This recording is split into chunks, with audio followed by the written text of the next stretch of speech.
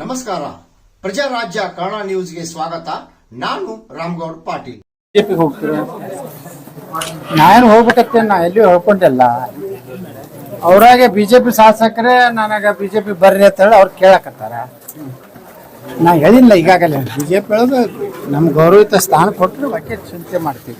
ಬೆಳಗಾವಿ ಜಿಲ್ಲೆ ಏನು ನಡೆದೈತೆ ಅವರು ಶಾಸಕರುಗಳು ಹೇಳ್ತಾ ಇದ್ದಾರೆ.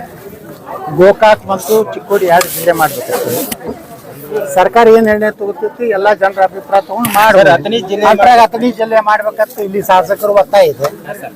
ಒಟ್ಟು ಭೌಗೋಳಿಕವಾಗಿ ಎಲ್ಲಾ ಜನರಿಗೆ ಅನುಕೂಲ ಯಾವುದು ಸೆಂಟರ್ ಆಗ್ತೈತೆ ಅದನ್ನ ನೋಡಿ ಮಾಡೋದು ಸರ್ಕಾರ ಕೆಲಸ. ಇಲ್ಲ ಪ್ರತ್ಯೇಕ ರಾಜ್ಯದ ವಿರೋಧ ಇದೆ. ನಾವು ಏನಾದ್ರು ಅಖಂಡ ಕರ್ನಾಟಕ ಇರ್ಬೇಕು.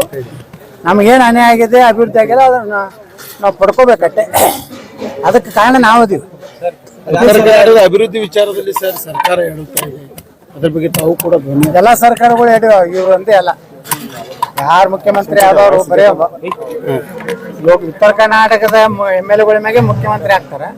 ಮುಂದೆ ತಮ್ಮ ಜಿಲ್ಲಾ ಮುಖ್ಯಮಂತ್ರಿಯಾಗಿ ತಮ್ಮ ಜಿಲ್ಲೆಯಲ್ಲಿ ಮಾಡ್ಕೊಂಡಾರ. ಅದಕ್ಕೆ ಅವರು ಇವ್ರ ತಪ್ಪು ಅನ್ನೋದಲ್ಲ, ಎಲ್ಲಾರ್ದು ತಪ್ಪು.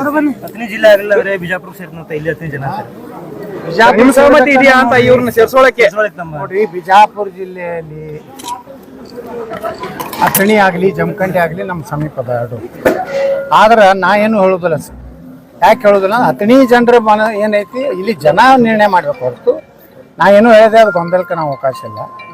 ಅಥಣಿ ಅವರು ಅಲ್ಲೇ ಜಿಲ್ಲೆ ಆಗ್ಬೇಕು ಅನ್ನೋದು ಅವ್ರ ವಿಚಾರ ಇರ್ಬೋದು. ಇಲ್ಲ ಆಗಲಿಲ್ಲಪ್ಪ ಜಿಲ್ಲಾ ಅಂದ್ರೆ ಬಿಜಾಪುರಕ್ಕೆ ಸೇರ್ಬೇಕು ಅನ್ನೋದು ಇರ್ಬೋದು. ಇಲ್ಲ ಜಮಖಂಡಿ ಜಿಲ್ಲಾ ಮಾಡಿ ಅಥಣಿ ಜಮಖಂಡಿ ಏನೋ ಅದನ್ನು ಒಂದೇನೋ ಐತಿ ಜಮಖಂಡಿ ಅವ್ರು ಹೇಳ್ತಾರೆ. ಅದು ಒಟ್ಟು ಜನರಿಗೆ ಏನಾಗ್ಬೇಕಂದ್ರೆ ಒಂದು ಜಿಲ್ಲಾ ಕೇಂದ್ರ ಕೇವಲ 70ರಿಂದ 80 ಕಿಲೋಮೀಟರ್ ಸಮೀಪ ಆಗ್ಬೇಕು. ಈ ಬೆಳಗಾವದವರು ಈ ಕಡೆ ಇರೋರು ಎಲ್ಲಿ ಬೆಳಗಾವ, ಎಲ್ಲಿ ಅಥಣಿ, ಎಲ್ಲಿ ಸಾವಳಿಗಿ, ಯಾವ್ದು ಬರ್ತದೆ ಸಾವಳಿಗೆ ಬರ್ತದೆ, ಯಾವ್ದು ಇಲ್ಲಿ